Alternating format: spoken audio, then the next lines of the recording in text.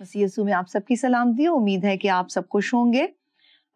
Programme شروع کرتے ہیں مسیحی نقطہ نظر, اور آج بہت ایسی چیزیں سیکھیں گے جن کو سیکھنے کے لیے میں سمجھتی ہوں کہ ہم میں سے ہر کوئی ہر وقت تیار رہنا چاہیے کہ ہمیں خدا جو ہے جب اپنے ابدی آرام میں شامل کرے گا, یا یوں کہہ لیں کہ وہ جب سب چیزوں کو نیا بنا دے گا تو نیا کیا کیا بنے گا. آج کے سب چیزیں سیکھیں گے. میں آپ کے لیے حوالہ تلاوت کرنا چاہوں گی, مکاشفہ 21واں باب اور اس کی پہلی 2 آیات. پھر میں نے ایک نیا آسمان اور نئی زمین کو دیکھا, کیونکہ پہلا آسمان اور پہلی زمین جاتی رہی تھی اور سمندر بھی نہ رہا. پھر میں نے شہر مقدس نئے یروشلم کو آسمان پر سے خدا کے پاس سے اترتے دیکھا, اور وہ اس دلہن کی مانند آراستہ تھا جس نے اپنے شوہر کے لیے سنگار کیا ہو. آمین. آمین. Pastor ji, welcome to the programme. سننے والوں اور دیکھنے والوں کو مسیح کی برکت ہو. آمین. کیسی طبیعت ہے سر آپ کی؟ میں ٹھیک ہوں جی. آج ہم بات کریں گے کہ خدا سب چیزوں کو نیا بنا دیتا ہے. نیا بنانے کی ضرورت تو تب پیش آتی ہے جب پرانی چیزیں وہ سسٹین نہ کر رہا ہو, ان کو سنبھال کے نہ رکھ رہا ہو. سورج چاند ستارے اپنی جو روشنی دے رہے ہیں اس میں ماند پڑ گئے ہوں, یا زمین جو ہے وہ اناج نہ پیدا کر رہی ہو. نیا کیوں بنائے گا خدا سب چیزوں کو؟ آپ نے بات کی ابدیت کی, تو یہاں سے پھر ابدیت کی زندگی شروع ہونے والی ہے, کیونکہ ابدیت ختم ہو گئی تھی جب بابا آدم کو باغ عدن میں سے نکال دیا گیا تھا. تو اس کو شروع ہونے سے پہلے میں یہ بات بتانا چاہتا ہوں کہ خدا ہر کام کو کرنے سے بہت پہلے انفارم کر دیتا ہے.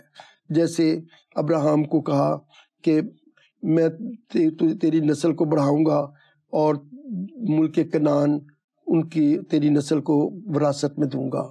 تو یہ حالانکہ کافی ہزاروں سال کے بعد یہ ہوا, لیکن خدا نے یہ وعدہ پورا کیا. جب گناہ آسمان پہ ہو گیا تو بلکہ اس سے بھی پہلے لکھا ہوا کہ ذبح کیے دنیا کی بنانے سے پیشتر ذبح کیے ہوئے برہ کی کتاب حیات میں ان کے نام لکھے ہوں گے, تو وہ قیامت کے روز بچ جائیں گے. تو یعنی ذبح کیا ہوا برہ پہلے سے موجود تھا. ذبح کیا ہوا برہ جو ہے, اس کا مطلب یہ نہیں کہ وہ اس کا سر کاٹا ہوا تھا, اس کا مطلب ہے کہ موجود تھا برہ.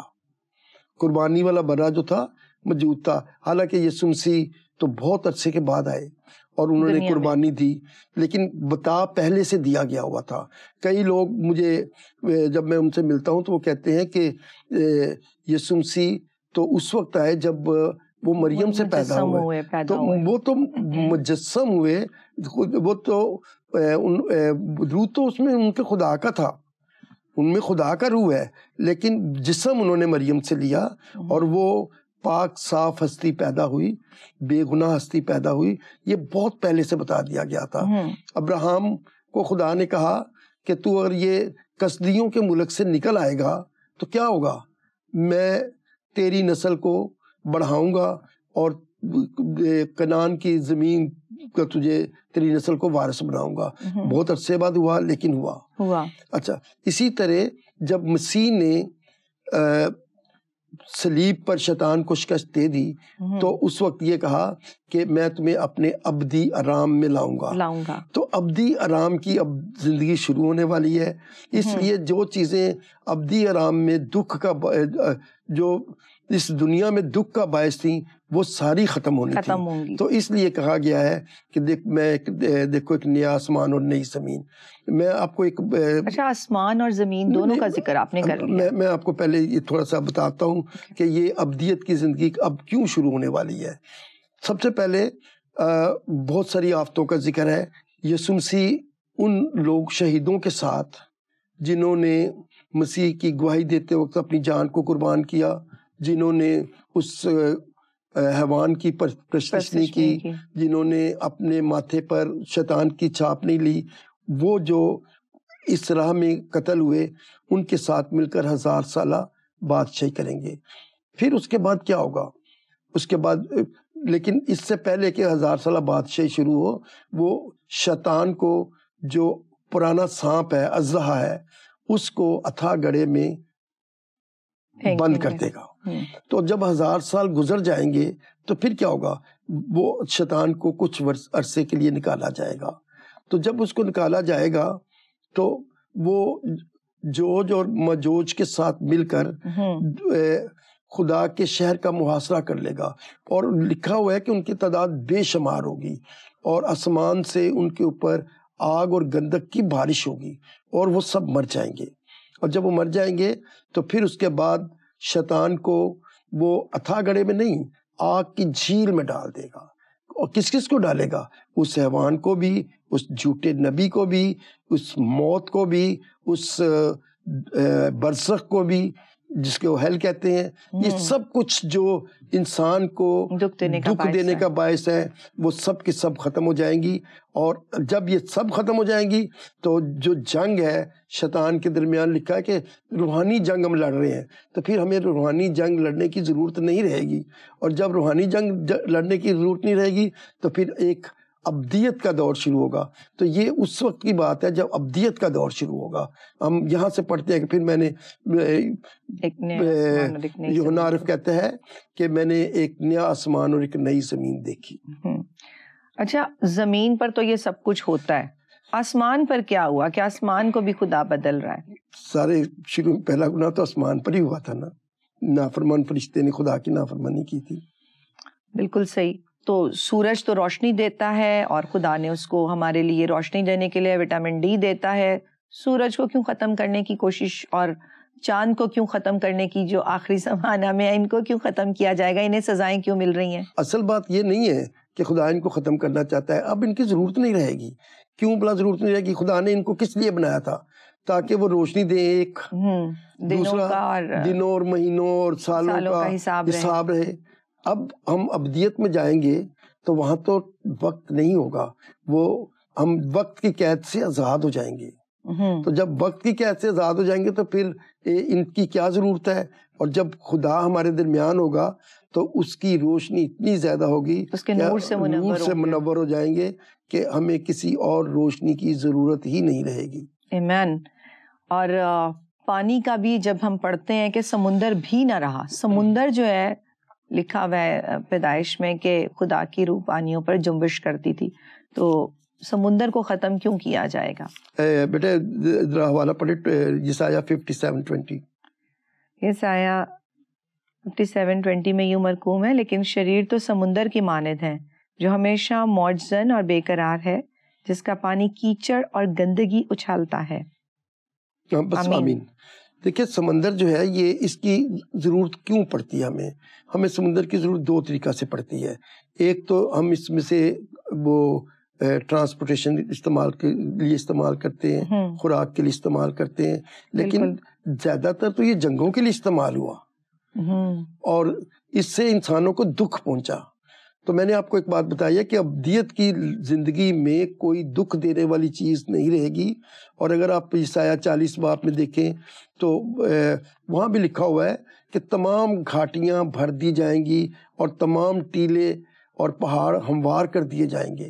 تو جب ابدیت کی زندگی ہوگی تو کوئی چیز ناہموار نہیں رہے گی، سب چیزیں برابر کر دی جائیں گی. تو اس لیے سمندر بھی نہ رہا. ٹھیک ہے، آمین. سمندر بھی نہیں رہے گا کیونکہ دکھ دینے والی چیزیں ختم ہو رہی ہیں. یروشلم تو خدا کا گھر تھا، گھر ہے. لکھا ہے کہ میں نے ایک نئے یروشلم کو آتے دیکھا. تو نئے یروشلم کی ضرورت کیوں پڑے گی ہمیں وہاں پر؟ دیکھیں یہ بڑا ضروری ہے. خداوند یسوع مسیح نے خود کہا ہے کہ تم نے میرے باپ کے گھر کو ڈاکوں کی کھو بنا دیا ہے. تو اس میں بہت زیادہ لوگ کاروبار کرتے تھے، اس میں قتل و غارت ہوتی تھی، بہت زیادہ ایلی کے بیٹے اس میں بدفعلی بھی کرتے تھے. تو یہ بہت زیادہ ضروری تھا کہ یہ یروشلم بھی بدل دیا جائے. تو اب وہ یروشلم نہیں رہے گا. اب جو نیا یروشلم آئے گا وہ نہایت ہی شاندار ہوگا. وہ اس طرح سجا ہوگا جیسے کوئی دلہن سجی ہوئی ہوتی ہے. کیونکہ ہم اگر انسانی زندگی میں اچھی سے اچھی مثال دینا چاہیں تو دلہن کی مثال دے سکتے ہیں کہ وہ اس کو زیادہ اچھا سنگار کیا جاتا ہے. تو ایک اچھا ہمیں یروشلم بھی ملے گا. آمین. اچھا، چاند سورج کی بات ہو گئی, آپ نے کہا پہاڑ ہموار کر دیے جائیں گے, زمین تو ہمیشہ ہی انسان کو خوراک دیتی ہے, اناج دیتی ہے, خوشی دیتی ہے, تو زمین کے بارے میں کیوں ہے کہ زمین اس کا کیا قصور ہے لانتی ہوئی, لیکن خدا جب برکت دیتا ہے تو برکت کے زمرے میں بھی آ جاتی ہے, تو زمین کا جو ٹلنا ہے وہ کس وجہ سے ہوگا؟ جب زمین کو جب خدا نے آدم، ہوا اور شیطان کو سزا دی تو اس کے ساتھ ساتھ زمین کو بھی لعنتی قرار دیا اور کہا کہ یہ اونٹ کٹارے اگائے گی اور یہ تو اس کی پیداوار، اس کی اپنی محنت کی، اپنے منہ کے پسینے کو کھائے کی کمائی کو کھائے گا۔ تو اب یہاں پر یہ سب کچھ نہیں ہوگا، اب ہم اس کی زمین کی پیداوار سے، یعنی زمین کے جو محنت کر کے کمائیں گے وہ نہیں کھائیں گے، بلکہ خدا جو ہے وہ ہماری تمام ضروریات کو پورا کر دے گا۔ اس لیے کہا گیا ہے کہ زمین بھی بدل جائے گی اور زمین پر کے سارے کام جل جائیں گے۔ زمین کے کام جل جائیں گے، زمین کون سے کام کرتی ہے جو جل زمین پر جو گے؟ کام ہوتے ہیں انہی کو ریفرنس کیا جاتا ہے۔ مطلب ایسے کون سے کام، کوئی ایک دو مثال ہو تو بتاؤ زمین کہ پہ ہم انسانوں نے ایسی جنگیں لڑی ہیں، زمین پر ساری بدکاری ہوئی، تو یہ سارا کچھ زمین پر ہی ہوتا ہے، اس لیے زمین پر کے سارے کام جل جائیں گے۔ زمین کے کام جل جائیں گے۔ بہت اچھا۔ اور یہ جو چاند ہے، یہ ایک زبور بھی ہے کہ دن سورج نہ تینوں ستاوے، راتی چند وی نہ کچھ دکھ پہنچاوے۔ رات میں ہمیں چاند کیا دکھ پہنچاتا ہے، لوگ تو چاندنی رات کو بڑا خوبصورت سمجھتے ہیں، تو چاند بھی جو ہے وہ بھی نہ رہے گا تو یہ سیٹلائٹ کیوں ہمارے سے ختم کیا جائے گا؟ دیکھیں ہمیں اب کسی چیز کی ضرورت نہیں رہے گی۔ چاند دکھ کیا پہنچاتا ہے؟ چاند جو ہے جب یہ اس کی گریوٹی جو ہے، جب یہ پورا چاند ہوتا ہے تو اس کی گریوٹی زمین پہ کافی بڑھ گئی ہوتی ہے اور یہ سمندر میں بڑی بڑی لہریں اٹھتی ہیں اور طوفان آتے ہیں، تو یہ زمین انسانوں کے دکھ کا باعث بنتا ہے۔ جس طرح سمندر بنتا ہے اس طرح یہ چاند بھی بنتا ہے، کیونکہ لہریں تو چاند کی کشش کی وجہ سے پیدا ہوتی ہیں۔ بے شک۔ آمین، بہت اچھا پاسٹر جی آپ نے بتایا ان چیزوں کے بارے میں۔ اب آ جاتے ہیں ہم اس بات پر کہ کون کون جائے گا۔ ہر انسان کا جو دنیا میں عورت سے پیدا ہوا ہے، میں سمجھتی ہوں اس کا الٹیمیٹ گول یہ ہوتا ہے کہ اس کو جنت میں جانا ہے۔ وہ کسی مذہب میں پیدا ہو، کسی بھی جگہ پر پیدا ہو، اگر وہ انسان ہے تو وہ مرنے کے بعد پھر مرنا نہیں چاہتا، وہ چاہتا ہے کہ میں جیوں۔ تو کون کون جائے گا جو جس کے نام منظور ہیں، جس میں آپ نے شروع میں کہا کہ برا کی کتاب میں نام پہلے سے ہی موجود ہیں، تو کیا ری انٹری ہوگی یا کوئی ریڈو کی گنجائش نہیں ہے؟ کون کون جائے گا؟ دیکھیں اگر آپ نے نیکودیمس کی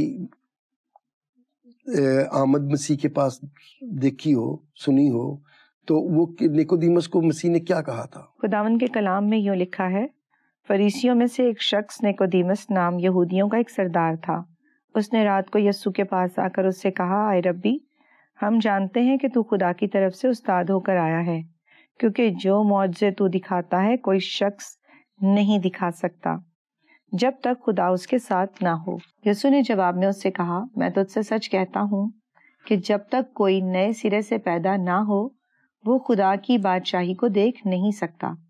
نیکودیمس نے اس سے کہا، خدا آدمی جب بوڑھا ہو گیا تو کیوں کر پیدا ہو سکتا ہے؟ کیا وہ دوبارہ اپنی ماں کے پیٹ میں داخل ہو کر پیدا ہو سکتا ہے؟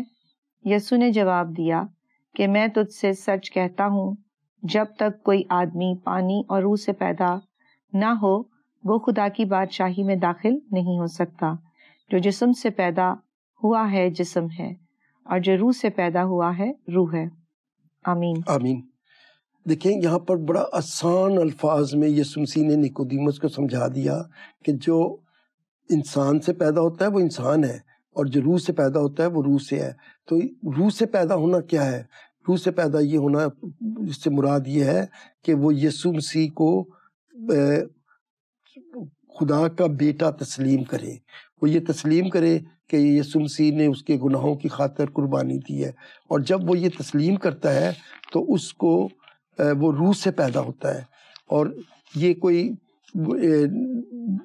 یہ زندگی کا ایک ایسا تجربہ ہے جس کو ہم نئی پیدائش کہتے ہیں، اور جب نئی پیدائش ہمیں ملتی ہے تو پھر ہم بدل جاتے ہیں، اور بدلنے کے لیے ضروری ہے کہ روح القدس ہم پہ نازل ہوتا ہے، اور جب روح القدس نازل ہوتا ہے تو وہ ہمیں گناہ میں گرا نہیں رہنے دیتا، غلطی تو کسی سے ہو سکتی ہے لیکن وہ گناہ میں ہمیں گرا نہیں رہنے دیتا.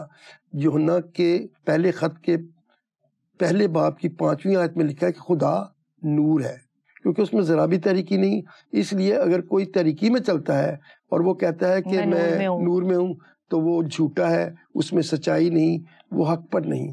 تو روح القدس ہمیں گناہ سے بچنے کی پوری توفیق بخشتا ہے، اور اگر ہم اپنی زندگی کو مسیح کی تعلیم کے مطابق گزارنا چاہیں اور اس کو گناہ سے مبرہ زندگی گزارنا چاہیں تو ہمیں روز بروز خدا کی تعلیم، مسیح کی تعلیم پر عمل کرنا چاہیے اور روح القدس کی رہنمائی میں مدد مانگنی چاہیے.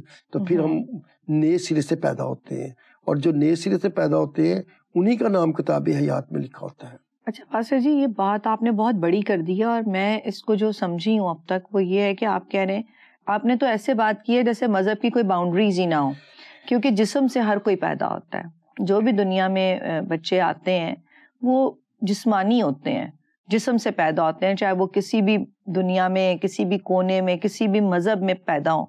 لیکن دنیا نے تو جو جس مذہب میں پیدا ہوتا ہے وہ کہتا ہے وہی جی میری ماں ہے. تو یہاں تو یسوع مسیح میں آنے کے لیے میرا خیال ہے مذہب کی باؤنڈریز آپ کے کہنے کے مطابق اور اس حوالے کے مطابق جو آپ نے پڑھوایا اس میں تو مذہب کی قید ہی نہیں ہے. بالکل آپ نے صحیح کہا کہ مخالف مسیح کون ہے؟ جو یہ تسلیم نہیں کرتا کہ یسوع مسیح تجسم اس نے لیا اور وہ مریم سے پیدا ہوا اور اس نے ہمارے گناہوں کا کفارہ دیا. اگر کوئی اس کفارے کو قبول نہیں کرتا تو وہ مخالف مسیح ہے. تو مخالف مسیح تو نہیں جائیں گے، اور وہ جائیں گے جو اس کو تسلیم کرتے ہیں. اور جب ہم اس بات کو تسلیم کر لیتے ہیں تو پھر روح القدس ہماری مدد کرتا ہے. اور اس میں نہ تو کسی مذہب کا تعلق ہے، نہ اس میں کوئی وہ رنگ و نسل کا ہے. اگر آپ اس کا دیکھیں جو پہلے 7ویں باب میں لکھا ہے کہ پھر میں نے ایک بڑے انبوہ کو دیکھا، اس میں ہر قوم، ہر نسل کے لوگ تھے، ہر مذہب، ہر قوم اور ہر نسل کے لوگ تھے. تو یہ کون لوگ تھے؟ یہ وہ لوگ تھے جنہوں نے برا کے خون سے اپنے لباس کو صاف کیا تھا. تو ہم اپنے لباس کو اس وقت صاف کر سکتے ہیں اگر ہم مسیح کو خدا کا بیٹا تسلیم کرتے ہیں، اور ساتھ ہی یہ بات بھی یاد رکھتے ہیں کہ روح القدس جو ہماری مدد کے لیے بھیجا گیا ہے اس کی مدد سے ہم نے اپنی زندگی کو گزارنا ہے اور اس طریقے سے گزارنا ہے جو مسیح نے ہمیں بتائی ہے. تو پھر ہم اس میں جانے کے قابل ٹھہرتے ہیں. جی پاسٹر صاحب، بہت خوبصورت بات کہی آپ نے کہ ہمیں جو ہے روحانی طور پر پیدا ہونے سے ہماری نئی زندگی ہے. یعنی جو چاہے کسی بھی مذہب میں ہے، چاہے وہ کرسچن ہی کیوں نہیں ہے، وہ نامنل ہے. آپ کے کہنے کا یہ بھی مطلب میں سمجھ سکتی ہوں کہ پوری دنیا ہی نامنل ہے. سب سے پہلے تو کرسچن پوائنٹ آف ویو سے میں کہوں گی کہ سب نامنل ہی ہیں، پیدا ہوتے ہیں. تو تربیت تو ہم بچوں کی کرتے ہیں جانے کے لیے، کہ اسکول جانے کے لیے، اچھے انسان بننے کے لیے. ہیون میں ہمیں کیا کیا ملے گا، خدا سب کچھ نیا بنا رہا ہے. ہم تو دنیا میں ہی سونا چاندی اور وہ مکان اکٹھے کرتے رہتے ہیں جس زمین نے پگھل جانا ہے، یا یوں کہہ لیں کہ ختم ہو جانا ہے. تو جو چیز ختم ہو رہی ہے اس کی اتنی بڑی تیاری، اور جو چیز ہمیشہ ساتھ رہے گی اس کی کوئی تیاری نہیں. ہمیں کیا کیا ملے گا جا کر ہیون میں جس کے ہم مشتاق ہو سکتے ہیں، جس کی ہم امید کر سکتے ہیں. کیونکہ جب کچھ دکھایا جاتا ہے کہ ریوارڈ تمہیں یہ ملے گا، تو پھر انسان اس کے لیے کہتا ہے کہ ٹھیک ہے، خدا نے ہمیں پیدا کیا، ہم روحانی طور پر پیدا ہو گئے، اب جب بڑھ رہے ہیں اپنے نشان کی طرف تو اس نشان پر کیا کیا پائیں گے؟ دیکھیں، پہلی بات تو یہ ہے کہ ہمیں الٹیمیٹ گول حاصل کرنے کے لیے جو جنت ہے، جو خدا کی حضوری ہے، جو باغ عدن کی طرح کی خوبصورت جگہ ہے جہاں پر ہمیں جانا ضروری ہے، جہاں پر ہم سب جانا چاہتے ہیں، اس کی تیاری کے لیے ہمیں اس دنیا کے خدا کے ساتھ نہیں چلنا چاہیے. ہمیں خداوند یسوع مسیح کو جب شیطان نے کہا کہ یہ دنیا کی ساری شان و شوکت میں تجھے دیتا ہوں اگر تو مجھے جھک کے سجدہ کر لے، تو یسوع نے اسے کیا کہا تھا؟ اے شیطان دور ہو، تو لکھا ہے کہ تو خداوند اپنے خدا کو ہی سجدہ کر. لیکن ہم کیا کر رہے ہیں؟ ہم اپنے بچوں کو سکھاتے ہیں کہ تم دنیاوی تعلیم حاصل کرو، اور دنیاوی تعلیم حاصل کرنا کوئی برا نہیں ہے، لیکن اس کے ساتھ ساتھ ہم اپنے بچوں کو وہ تعلیم خدا ترسی کی تعلیم بھی دیں, ہم ان کو اس راستے پہ لے چلے کہ جس پر وہ کبھی بڑا ہو کر بھی اس راستے کو کبھی نہ چھوڑے, جیسے سلیمان کہتا ہے. تو ہم کوشش کیا کر رہے ہیں؟ ہم کوشش یہ کر رہے ہیں کہ ہم اپنے بچوں کو دنیا تو وہ حاصل کر لیں لیکن آخرت کو کھو دیں. یسوع مسیح نے کہا کہ اگر کوئی شخص ساری دنیا کو حاصل کرے اور اپنی جان کا نقصان اٹھائے تو اسے کیا فائدہ؟ تو ہمیں تو کوئی فائدہ نہیں ہے اگر ہم اپنی ساری ہم بڑے بڑے گھر بھی بنا لیں, بڑی بڑی جائیدادیں بھی خرید لیں, دنیا میں نام بھی پیدا کر لیں, اور آخرت میں ہمارا نام ہی اس کتاب حیات میں نہ ہو تو ہمیں کوئی فائدہ نہیں. اس لیے ہمیں شیطان کی جو فوجیں ہیں ان کا مقابلہ کرنے کے لیے سارے روح کے ہتھیار باندھ لینے چاہیے. آپ نے ایک اور سوال بھی کیا تھا کہ ہمیں جنت میں کیا کیا ملے گا. ہمیں جنت میں خدا کی حضوری ملے گی, اور ایک آیت اسی میں ہے لکھا ہوا ہے کہ وہ تمہارے سب آنسو پہنچ دے گا, 20ویں باب میں, 21ویں باب میں. ذرا اس کی ریڈنگ کریں. پھر میں نے تخت میں سے کسی کو بلند آواز سے یہ کہتے سنا کہ دیکھ خدا کا خیمہ آدمیوں کے درمیان ہے, اور وہ ان کے ساتھ سکونت کرے گا, اور وہ اس کے لوگ ہوں گے, اور خدا آپ ان کے ساتھ رہے گا اور ان کا خدا ہوگا, اور وہ ان کے آنکھوں کے سب آنسو پونچھ دے گا. اس کے بعد نہ موت رہے گی اور نہ ماتم رہے گا, نہ آہو نالا, نہ درد, پہلی چیزیں جاتی رہیں. آمین آمین. دیکھیں کتنی وہ خوبصورت بات ہے کہ خدا ہمارے ساتھ ہوگا, خدا ہمارے ساتھ رہے گا, اور ہم خدا کو دیکھیں گے. کیا اس سے بڑی کوئی اور بات ہو سکتی ہے؟ اور دوسرے پر لکھا ہے کہ وہ ان کے سب آنسو پہنچ دے گا. آنسو کب آتے ہیں؟ جب درد ہوتا ہے. اور درد ہمیں کب ملا؟ جب ہم نے باغ عدن میں گناہ کیا. خدا نے کہا کہ عورت کو کہا کہ تو عورت درد سے بچے پیدا کرے گی, اور درد اس وقت سے زندگی میں, انسانی زندگی میں آ گیا. جب درد آیا تو پھر ہمیں بخار بھی چڑھا, پھر ہمارے ایکسیڈنٹ بھی ہوئے, پھر ہمیں تکلیف ہوئی, تو ہماری آنکھوں سے آنسو بھی نکلے. تو درد ہی ساری برائی کی جڑ تھی. لیکن یہاں پر سارے درد ہمارے ختم ہو جائیں گے, اور ہمیں کوئی چیز تکلیف نہیں پہنچائے گی. تو جب کوئی چیز تکلیف نہیں پہنچائے گی, کوئی بیمار نہیں ہوگا, کسی کو کھانے پینے کی دکھ نہیں ہوگا, کسی کو نہ چاند ان کو دکھ پہنچائے گا, نہ سورج پہنچائے گا, نہ ان کو کوئی جانور پہنچائے گا. یہ یسایہ کی کتاب میں لکھا ہے شیر اور بیل اکٹھے مل کر چلیں گے. تو یہ ساری کچھ جو ہے یہ وہاں پر ہوگا, تو ہمیں کس چیز کی تکلیف ہوگی؟ کوئی تکلیف نہیں ہوگی. صدوقیوں نے یسوع مسیح سے ایک سوال کیا تھا آزمانے کے لیے. 7 بھائی تھے, ان کی ایک بڑے بھائی کی ایک بیوی تھی. جو بڑا بھائی مر گیا, بے اولاد مرا, تو موسیٰ کی شریعت کے مطابق یہ حکم ہے کہ اس کا چھوٹا بھائی جو اس سے چھوٹا ہے وہ اس سے شادی کرے اور اپنے بھائی کے لیے نسل پیدا کرے. تو وہ مر گیا, اس کی بھی کوئی اولاد نہ ہوئی. پھر دوسرا مرا, تیسرا مرا, اس کی بھی کوئی اولاد نہ ہوئی. تیسرے سے چوتھے سے اس نے شادی کی. اس لیے سب سے باری باری اس نے شادی کی اور کسی کی اولاد نہ ہوئی, اور اس عورت نے 7 بھائیوں سے شادی کی. تو قیامت کے روز وہ کس کی بیوی ہوگی؟ تو یسوع مسیح نے کہا تھا کہ قیامت کے وقت نہ تو کوئی, اور ہم انسانوں کی طرح زندگی نہیں گزاریں گے, وہ ہم فرشتوں کی طرح پاک ہوں گے. تو ہمیں وہاں پر کوئی کسی قسم کا لالچ نہیں ہے کہ ہمیں کچھ ملے گا جنت میں. ہمیں جنت میں خدا کی حضوری کی خوشی ملے گی, اور کوئی دکھ نہیں ہوگا, اور وقت کی قید سے ہم آزاد ہو جائیں گے. اور جب وقت کی قید سے آزاد ہوں گے, ہمارا دن نہیں نکلے گا, رات نہیں ہوگی, ہم بوڑھے نہیں ہوں گے, جوان نہیں ہوں گے, ہماری عمریں وہاں پر رک جائیں گی, اور ہم ایک اچھی خدا کو دیکھیں گے. اور اس کا تصور بھی آپ نہیں کر سکتے کہ وہ کس قدر اچھی زندگی ہوگی, فرشتوں جیسی زندگی. تو خدا کے بیٹے اور بیٹیاں کہلائیں گے. تو اس کا تو ہم تصور کر کے ہی خوشی منا سکتے ہیں.